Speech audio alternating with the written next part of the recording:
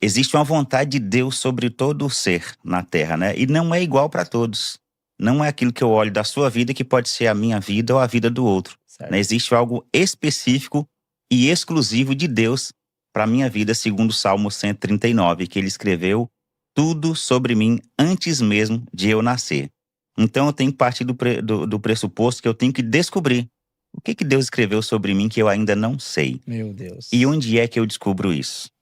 Meditando na sua palavra. Glória a Deus. Josué 1:8, ele diz que a gente tem que meditar diuturnamente, ou seja, é uma mensagem que a gente tem que acessar o tempo inteiro, o tempo todo em nosso coração.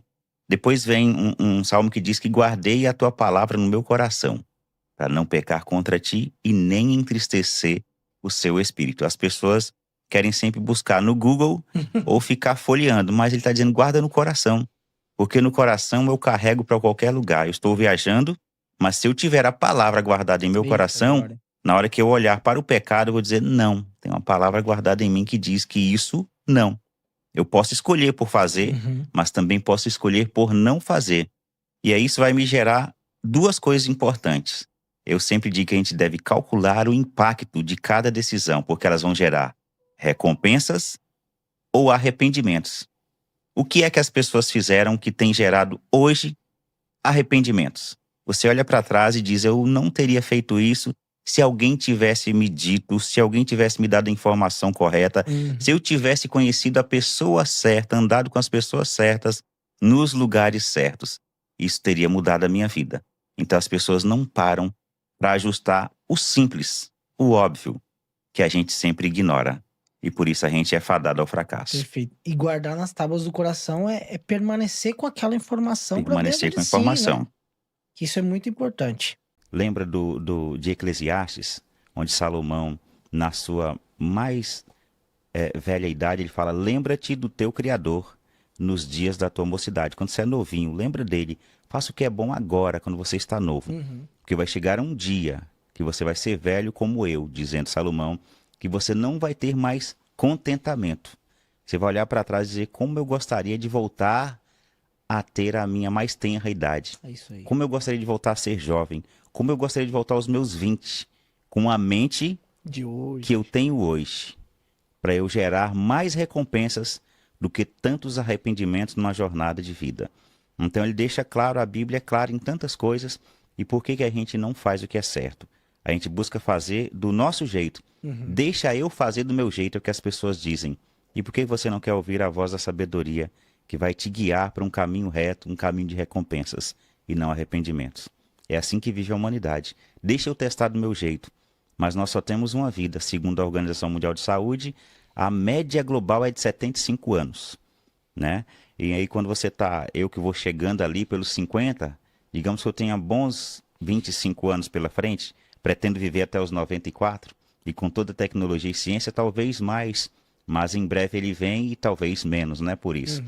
Mas a gente precisa estar sempre compartilhando essa ideia de que toda vida precisa ser vivida na sua máxima essência em Deus, para que a gente olhe com paz, que a gente tenha plenitude naquilo que a gente faz. Senão a gente perde totalmente sentido, assim como muitas pessoas multimilionárias que tiram a própria vida porque não encontram sentido nela para continuar.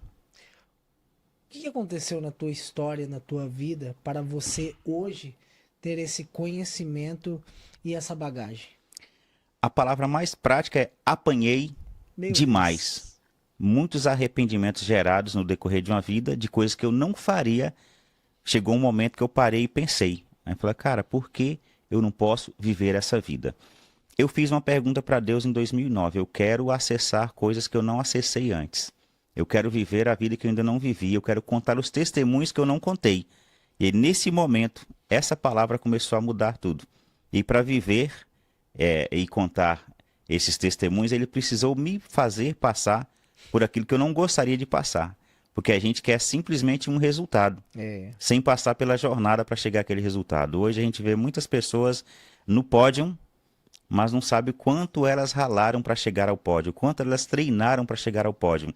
Porque há duas coisas muito, muito práticas na vida, é que existe a oportunidade e a preparação. Se Totalmente. você encontrar a oportunidade, mas não estiver preparado, ela vai passar, vai bater nas suas costas e falar, não é você. Existe um outro cara que eu estou procurando, é o preparado. Então a oportunidade bate na porta do preparado. Verdade. Sempre assim. Sempre assim. Eu vejo nisso a história de Gideão, né? Ele estava fazendo algo, pode ser que ele esteja despreparado para a guerra no momento, mas Deus capacitou. Mas o caso é, faça algo. Não fique de braço cruzado, porque você não vai conseguir nada. Exatamente. Ele estava fazendo algo, né?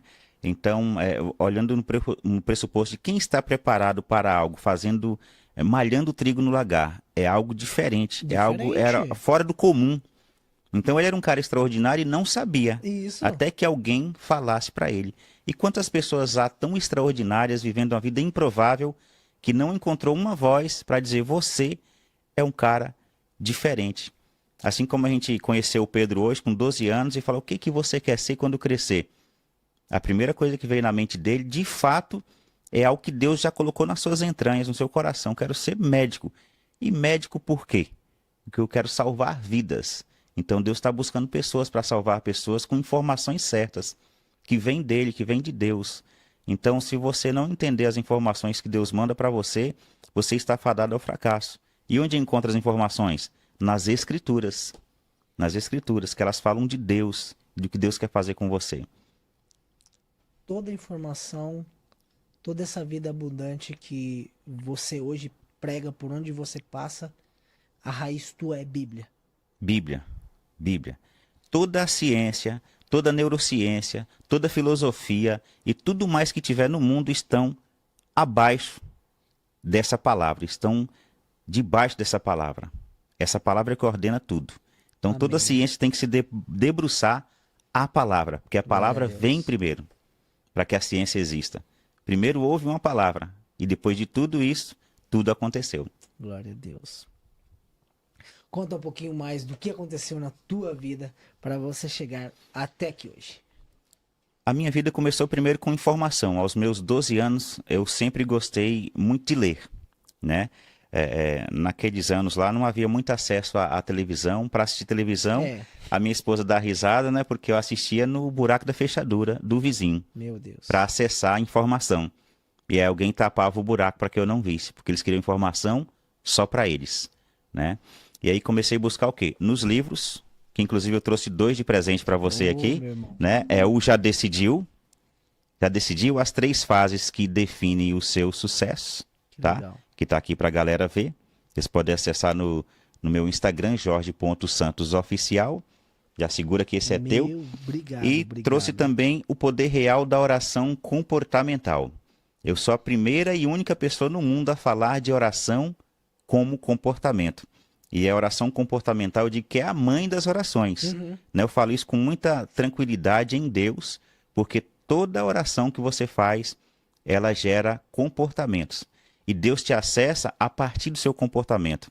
E Deus sabe de todas as coisas antes mesmo de você abrir a boca. E o que Deus vê antes que você abra a boca? Os seus comportamentos.